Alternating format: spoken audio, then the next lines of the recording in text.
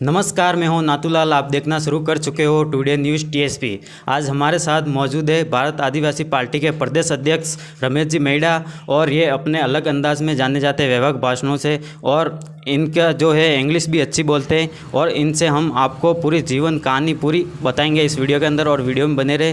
तो सर, सबसे पहले आपका हमारे चैनल में स्वागत। सबसे पहले आपके चैनल को जोहार, आभार। आप अच्छा कर रहे हो।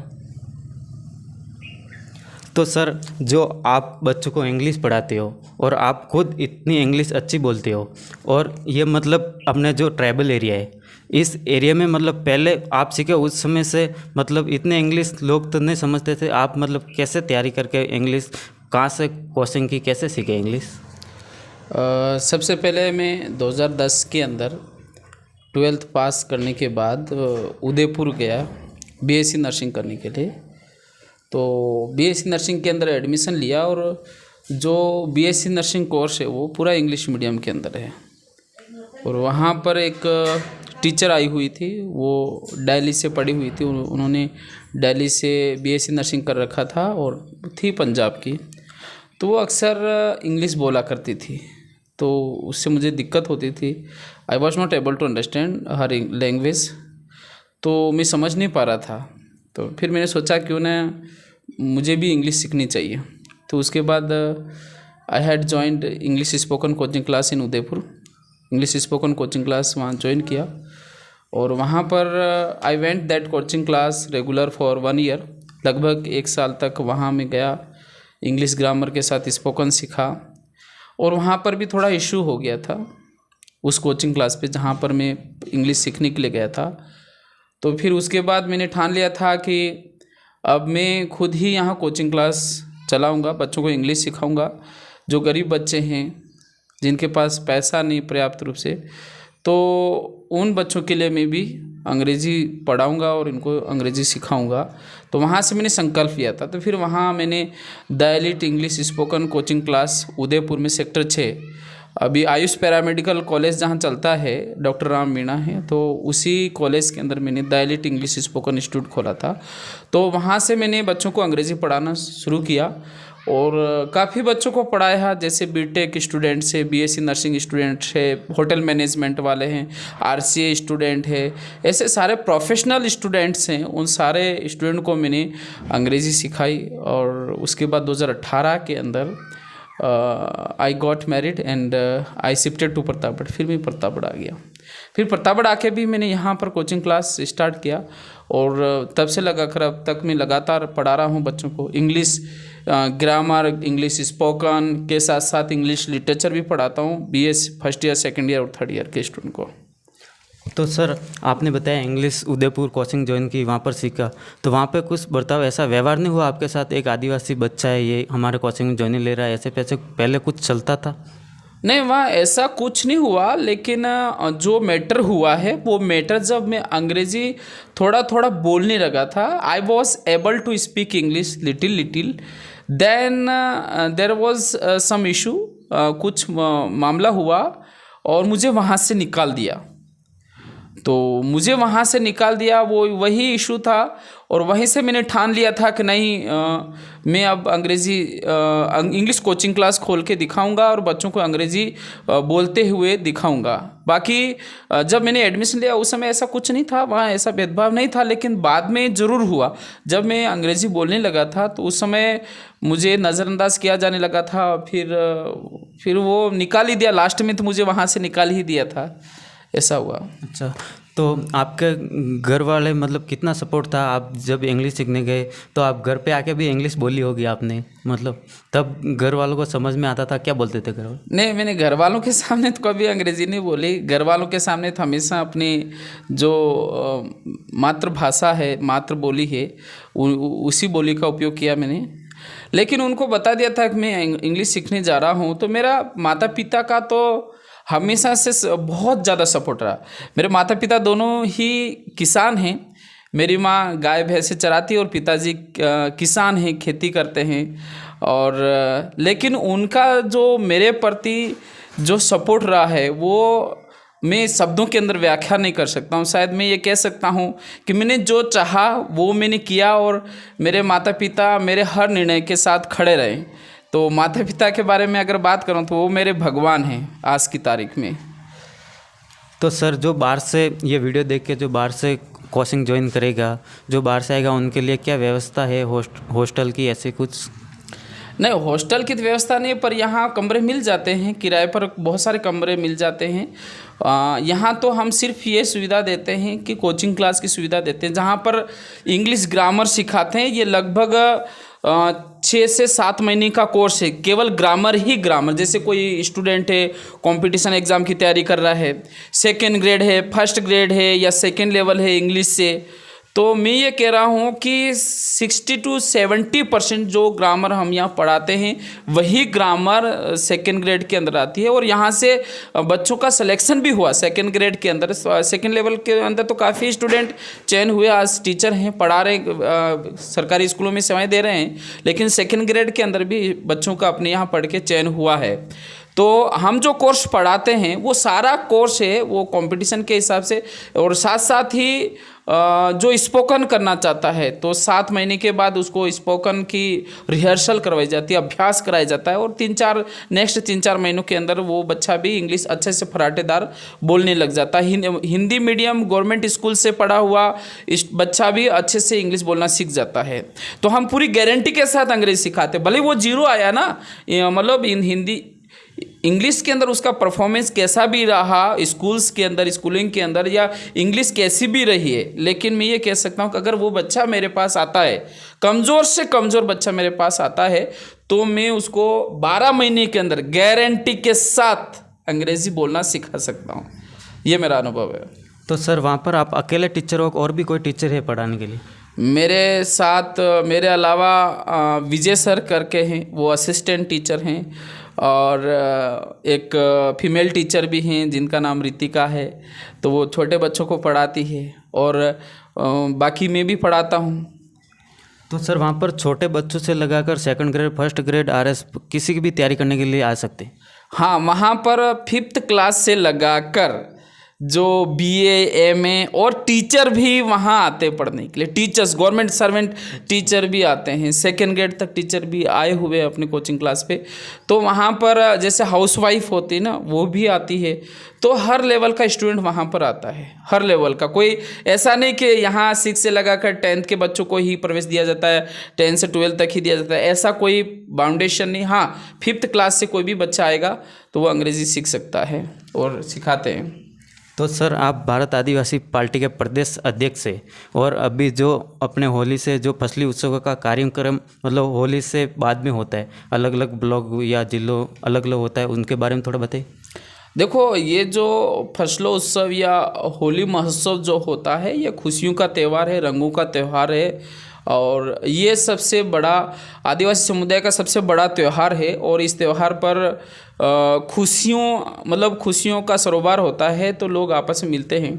तो ये जो फसली उत्सव है, ये विशेष करके आदिवासी परिवार की जो सामाजिक विंग है उनके द्वारा आयोजित किया जाता है, और हम तो उसमें सिर्फ पार्टिसिपेट करते हैं, एक समुदाय के एक सदस्य होने के नाते उस फसली उत्सव में भागीदार होते हैं। बाकी भारत आदिवासी पार्टी इसको आयोजित नहीं करती। हाँ, भारत आदिवासी पार्टी के जो भी सदस्य हैं, एक सामान्य समुदाय का सदस्य होने के नाते उसमें शामिल होता है, और जो भी है उसमें परंपरा निभाता है। तो सर भारत आदिवासी पार्टी बनी अभी 2 साल भी पूरे नहीं हुए, और पार्टी के पास 5 विधायक है, 1 सांसद है, और पार्टी को राज्य दर्जा भी मिल चुका है पार्टी को। देखो, भारत आदिवासी पार्टी 1 साल से कम समय में, या हम ये कह सकते हैं बहुत ही कम समय में बहुत बड़ी सफलताएं हासिल की है। ये हम सुनते हैं, अच्छा लगता है। बहुत सारे लोग इसके बारे में सुनते हैं, अरे भारत आदिवासी पार्टी ने कम समय में इतनी मेहनत करी है या जन जन तक पहुंची है कि आज के तारीख में ये राज्य पार्टी का दर्जा मिल चुका है। लेकिन मैं ये कहना चाहूँगा, ये 1 साल या 1.5 साल की मेहनत नहीं है, इसके पीछे कई वर्षों का तप है, तपस्या है, और कई बुद्धिजीवियों का इसके पीछे संघर्ष है, उनका त्याग है, उनका बलिदान है। ये संघर्ष कब स्टार्ट हुआ था, कब से स्टार्ट हुआ था ये मैं नहीं कह सकता हूँ, लेकिन बहुत ही लंबा संघर्ष है।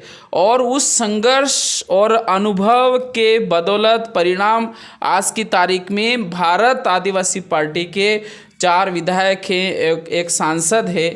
और हाँ, ये ज़रूर है कि भारत आदिवासी पार्टी की स्थापना हुए ज़्यादा समय नहीं हुआ, लेकिन भारत आदिवासी पार्टी का जो विचार है, जो विज़न है, जो मानव कल्याण का जो विज़न है, वो बहुत पहले का है और वही इतने समय से लगातार चला रहा है और वो आज आमजन तक पहुंच गया है और आमजन समझ चुका है। इस वजह से आज जो अप्रत्याशित जो रिजल्ट मिल रहा है, परिणाम मिल रहा है, वो लंबा संघर्ष का परिणाम है। मैं ये नहीं कहूँगा कि ये साल 1.5 साल का ही रिजल्ट है, साल 1.5 साल की ही मेहनत है। इसके पीछे अगर मैं बताऊँ तो कुछ साथी 2003, 2004 और अगर उससे पहले बात करूँ तो 1997, 1988 तब से मतलब मेहनत कर रहे हैं। और अगर उससे पहले बात करूं तो आपने देखा होगा इतिहास के अंदर मानगढ़ पहाड़ी पर जो हुआ है ना 1913 के अंदर, 15 नवंबर 1913, तो वही एक संघर्ष, वही त्याग है। और उन्हीं के संघर्ष और त्याग के बदौलत आज भारत आदिवासी पार्टी अस्तित्व में आई और बहुत तेज़ गति से लोगों के दिलों में जगह बना रही है। तो उसके पीछे उन लोगों का बलिदान है जो आज इस दुनिया में नहीं है। जो दिख रहे हैं वो तो लगता है जैसे हम दिख रहे हैं, लेकिन हमारे से पहले बहुत सारे ऐसे क्रांतिकारी रहे हैं जिन्होंने संघर्ष किया है, अस्तित्व के लिए संघर्ष किया, मानव कल्याण के लिए संघर्ष किया। और मतलब यहाँ की देश के स्वतंत्रता, स्वाभिमान और रक्षा के लिए जो किया है वो आज इस दुनिया में नहीं, उनका भी बहुत बड़ा योगदान है। तो सर, आपके पार्टी में सिलेक्शन प्रणाली चलती है, जो विधायक के चुनाव हुए थे वो उनसे सेलेक्ट हुए थे, लेकिन जो अभी आने वाले पंचायती राज चुनाव में भी सिलेक्शन प्रणाली काम करेगी या फिर? बिल्कुल, सिलेक्शन प्रणाली तो सबसे पहला और महत्वपूर्ण है।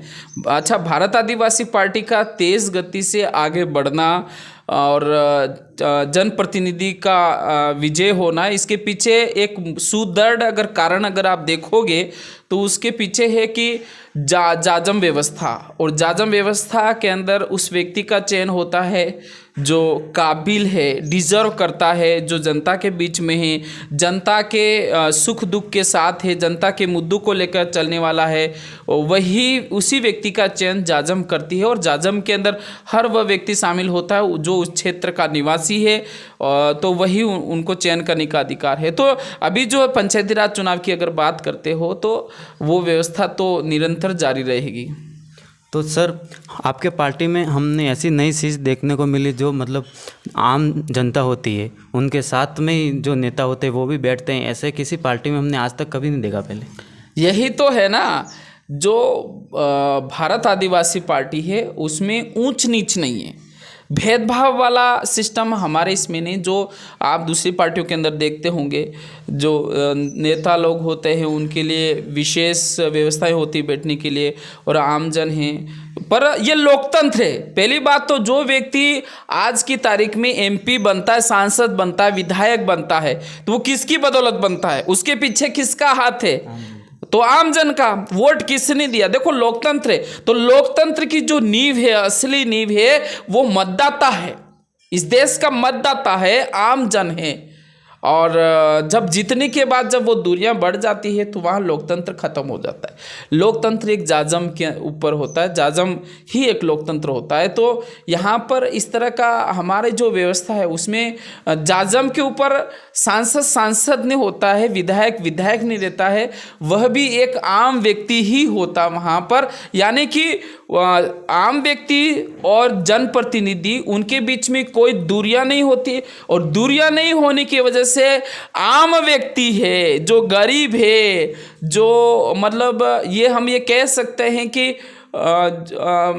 जैसे दूसरी पार्टियों के अंदर होता है कि नेता से मिलने के लिए, जनप्रतिनिधि मिलने के लिए विशेष अपील करनी पड़ती है कि यार मुझे मिलना है, अपॉइंटमेंट लेना होता है। पर यहाँ पर आम व्यक्ति सीधी ही अपनी समस्या सीधे ही अपने जनप्रतिनिधि को कह सकता है, एक सामने होकर कह सकता, उसे कभी भी हिचकिचाहट नहीं होगी कि यार ये सांसद महोदय हैं, ये विधायक महोदय हैं, मेरी तकलीफ, मेरी पीड़ा है, मैं कैसे रखूं। अब दूर बैठेगा तो वो नहीं जाएगा, तो वो जब ऊपर बैठ रहा है या उसके लिए अलग व्यवस्था है तो निश्चित रूप से वो आमजन से क्या हो रहा है, डिस्कनेक्टेड हो रहा है। और डिस्कनेक्टेड हो रहा है तो वो बात तो कम्युनिकेशन गैप हो रहा है, तो वो अपनी पीड़ा नहीं बता पाएगा। इस वजह से ये जो व्यवस्था है भारत आदिवासी पार्टी के अंदर, बीएपी के अंदर, वो समान व्यवस्था है। सर हमारा लास्ट सवाल है, जो आपके सामने वाले हैं ऑडियंस है, इनको क्या संदेश देना सर? मैं तो ऑडियंस को यही कहना चाहूँगा कि आपका जो सपोर्ट है, समर्थन है लोकतंत्र के लिए, वो इसी तरह से आगे भी मिलता रहे।